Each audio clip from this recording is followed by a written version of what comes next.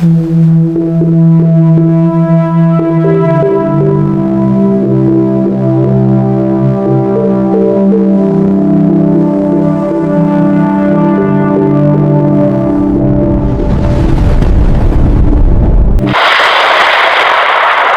araw po sa inyong lahat. Narito na po ang pinaka-latest nating update sa magiging lagay ng panahon ngayong araw ng Friday, ika-31 ng Hulyo taong 2026.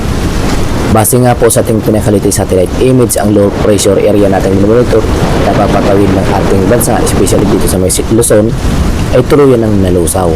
Samantala, ang kasunod nga po itong low pressure area na nasa labas ng ating Philippine Area of Responsibility sa may silangan po yan ng ating bansa ay huling namataan po sa rayong 1,530 km silangan po yan ng Visayas, kung saan nga po nagdadala nga po ito ng maulap na paporin at mga localized thunderstorm na siyang inasan nga po natin ngayong araw na siyang magdadala ng mga ulap na paporin at sinasamahan po yan ng mga katamtaman hanggang sa mga malakas na mga pagulan, especially dito sa may silangan ng bahagi ng Visayas and Mindanao. Kaya naman maging alerto pa rin po tayo sakaling kayo ay lalabas ng inyong tahanan, ugalin pa rin po magdala lamang ng panangga lamang sa mga biglaang post na mga pagulan tulad ng payong o kaya naman kapote.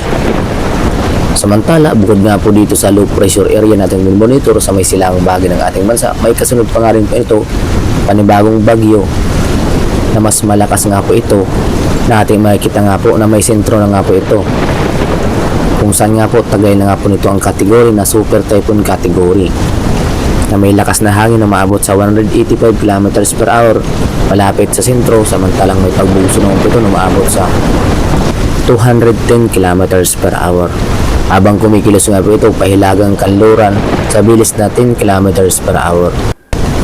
Sa kasalukuyan nga po, wala pa rin po itong direktang epekto ng super typhoon na ating monitor sa may silangang bahagi ng ating bansa. Ngunit sa mga susunod nga pong araw, inasan nga po natin na papalakasin nga po ito ang hangin habagat at nagmumula naman dito sa may timog Mindanao, including kanlurang bahagi ng ating bansa na siyang inasan nga po natin na siyang makaka-apekto sa ating bansa sa mga susunod pong mga araw. Maging alerto lang po tayo sa mga panibago naming ulat pa namin lalabas ukol nga po dito sa sama ng panahon na nabuo dito sa may silangang bahagi ng ating bansa. Base nga po sa ating pinaka-latest track animation outlook, makikita nga po natin dito ang pagkilos sa mga susunod na mga oras at araw, kung saan nga po inasan nga po natin na papalapit ito sa ating Philippine Area of Responsibility and super typhoon na ating monitor sa may silangang bahagi ng ating bansa, kung saan posible nga itong pumasok sa ating Philippine Area of Responsibility sa mga susunod na mga araw. At inaasahan nga po natin habang ito ay papalapit dito sa ating bansa or sa may Philippine Area of Responsibility, may kasunod pa nga rin po itong panibagong bagyo na mas malakas nga rin po ito at makikita nga po sa pinaka latest animation at po natin. Kasabay nga po nito ang paglakas ng hangin habagat na siyang makaka-apekto naman dito sa may timog Mindanao, including kanlurang bahagi ng Visayas, Mindanao, and southern portion ng Luzon sa mga susunod pong mga araw yan, habang papakyat nga po ang super typhoon na ating monitor sa may silangang bahagi ng ating bansa na ating makikita nga po habang malapit na nga po ito dito sa ating Philippine Area of Responsibility at papasok ng ating PAR, ay mas malalakas nga po ang epekto nitong hanging habagat na siyang ating nakikitaan nga po. Mas malakas ang epekto dito sa may kanlurang bahagi ng ating bansa, especially sa lugar ng Palawan, Oriental Mindoro, Occidental Mindoro, Marinduque, Romblon, Antique, Aklan, Capiz, Iloilo, Guimaras, Negros Occidental, Negros Oriental, Cebu, Bohol, Siquijor, including Masbate, Quezon, Camarines Norte, Camarines Sur, Albay, Catanduanes, Sorsogon, Masbate, including Biliran at Northern Samar. Dulot nga lang po yan ng hanging habagat na papalakasin nga po nitong panibagong bagyo dito sa may silangang bahagi ng ating bansa, kung saan nga po sa kasalukuyan nga po super typhoon category na nga po ito na ating makikita nga po sa paglapit nga po dito sa may silangang bahagi ng ating bansa or Philippine Area of Responsibility. Makikita nga po natin ang sentro or mata na napakalakas nga po itong bagyo nating monitor na may kasunod pa nga rin po ito na malakas pa nga rin po na ating makikita nga po sa kasalukuyan. Pagpasok nga po ng buwan ng August, mayroon po tayong inaasahan na mga bagyo 4 na tropical cyclone na posibleng mabuo at pumasok ng ating Philippine Area of Responsibility pagsapit po yan ng August. Kaya naman maging alerto lang po tayo at maging updated lamang po tayo sa mga panibago namin ulit na aming ilalabas ukol nga po dito sa mga nabubuong bagyo na posibleng makapito sa ating bansa at upang makahanda po tayo sa posibleng epekto at mga pag-ulan na dulot nga po nitong mga masamang panahon nating monitor at mga banta ng mga pagbaha sa mga babang lugar at paggunang lupa sa mga bundok na lugar. Isang ating inaalerto ang ating mga kababayan upang makaiwas po sa kapahamakan na ating makikita sa pinaka-latest satellite outlook na posible lang nga lang po itong pumasok dito sa may extreme northern Luzon or bagya lang po itong papasok ang ating Philippine Area of Responsibility. Kung sakaling pumasok ito ng ating Philippine Area of Responsibility, ganap pa rin na super typhoon or bagyo, ay bibigyan po natin ito sa local name na Luis.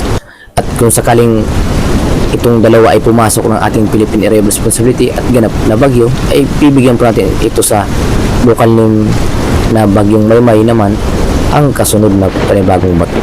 So nakikitaan nga po natin na itong super typhoon nating minomonitor sa may silangang bahagi ng ating bansa ay mababaan tsansa na maglandfall.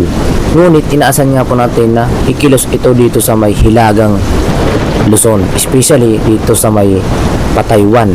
At hindi natin inaalis na posibleng bumaba at pumasok ang ating Philippine Area of Responsibility ang super typhoon na siyang inaasan nga po natin ang makapito sa atin ang hanging habagat, lalong-lalo na paglapit dito sa may hilagang Luzon.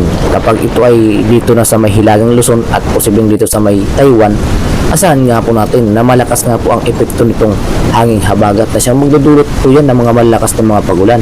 Kaya naman po inaasahan po rin po natin ang mga banta na pagbaha at paggunang lupa, lalong-lalo na dito sa ating inaasahan nga po na bahain ang Metro Manila.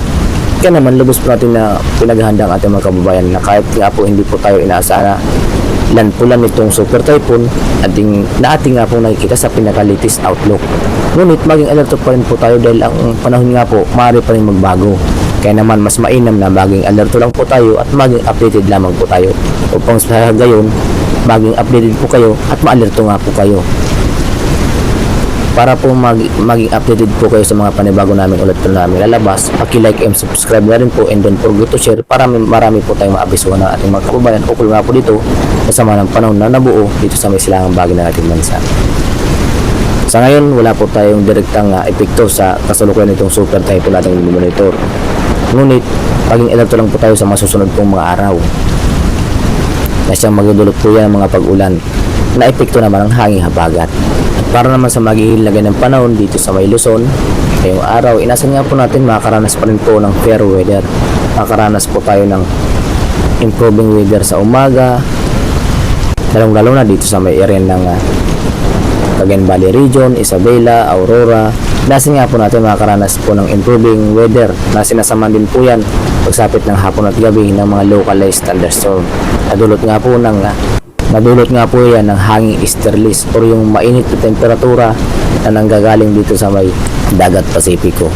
Samantalang sa malamig bahagi pa ng Luzon, especially dito sa may Ilocos Region, Apayao, Abra, Kalinga, Mountain Province, Benguet, Pangasinan, Zambales, Tarlac, Pampanga, Bataan, Bulacan, including Metro Manila, Cavite, Laguna, Batangas, Oriental Mindoro, Occidental Mindoro, Marinduque, Romblon. Inasan nga po natin makaranas po ng improving weather. Nakaranas ng improving weather na inasan nga po natin makakaranas tayo ng pagsikat ng araw. Ngunit sinasama din po yan ng mga kalat-kalat na mga ulap na papurin. At kung minsan kapag fully develop ang mga localized thunderstorm, makakaranas po tayo ng mga katamtaman hanggang sa mga malakas na mabuhos ng mga pag-ulan. Lalo na po yan pagsapit ng hapon at gabi. Kaya naman mas mainam na maging alerto lang po tayo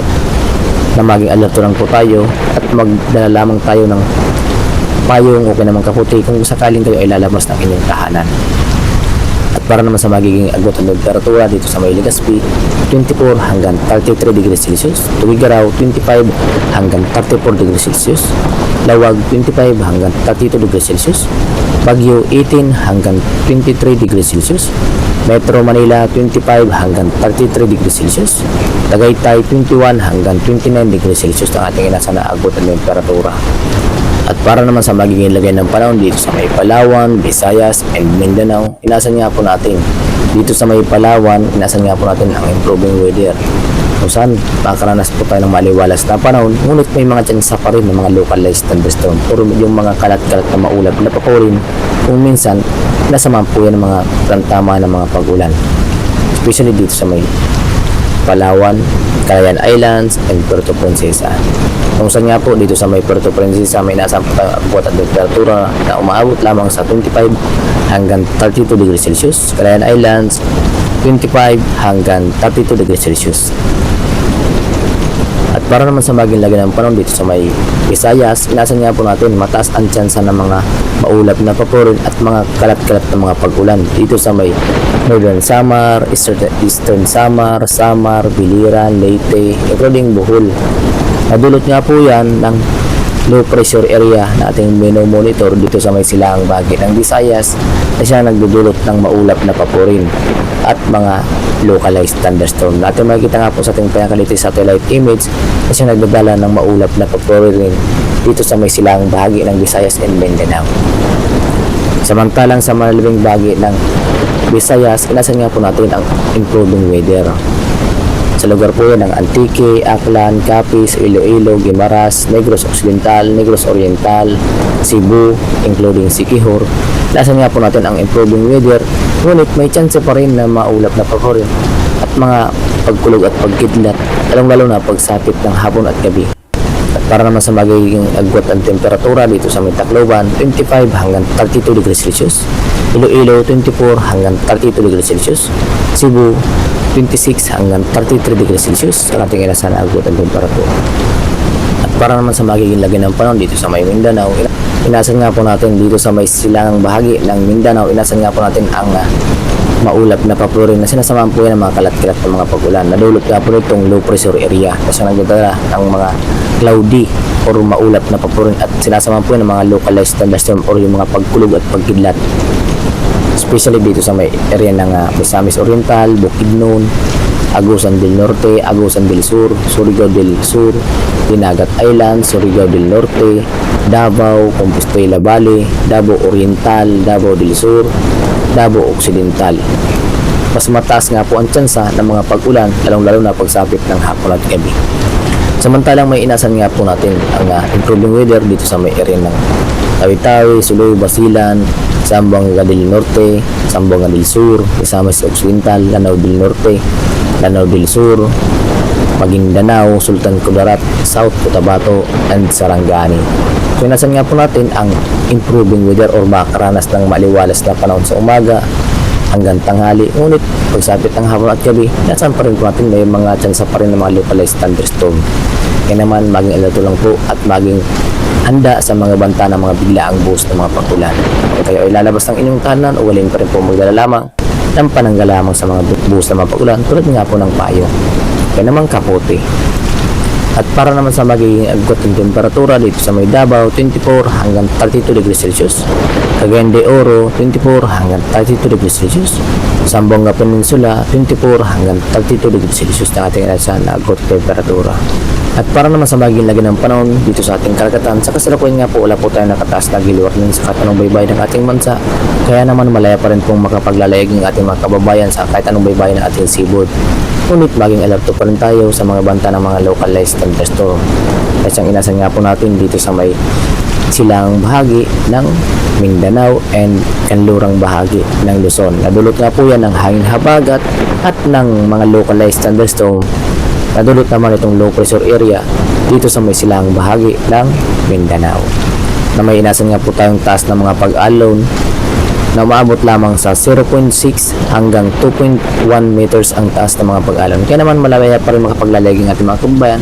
Ngunit maging alerto pa rin po tayo upang makaiwas po tayo sa masamang epekto ng biglaang taas ng mga pag-alon na dulot ng localized thunderstorm.